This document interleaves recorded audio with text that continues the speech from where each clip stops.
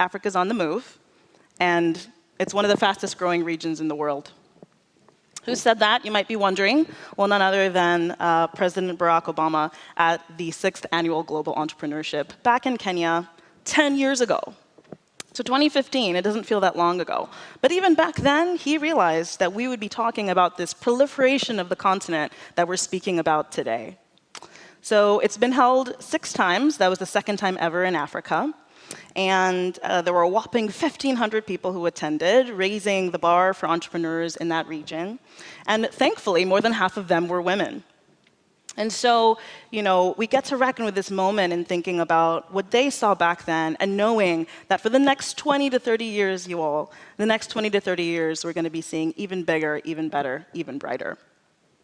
And what does this look like in terms of statistics? Well, about 2.5 billion people will be the makeup of the continent in 2050, which is not that far away. Okay, more than double of the current population is what we'll be at.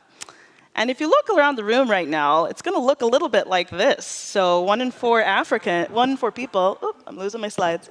1 in 4 people will actually be African on the continent. And like I said, what a unique experience to see that today. However, and like we'll get to witness today, the talent is incredible and the enthusiasm is infectious, but the capital is not equally distributed. Okay? And that's one of the challenges we want to talk about. So we have a super diverse continent. 54 countries. How many of you knew that? 54? Yeah, 54.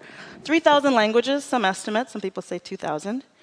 And a lot of really interesting languages. These are just the most common ones, some of which you probably know about, some of which you might be surprised by. The story and takeaway there is Africa is nuanced, right? There are 1.5 billion different stories. And it's going to take a lot of thought and a lot of intentionality in the way that we partner and we celebrate and take part in this rise.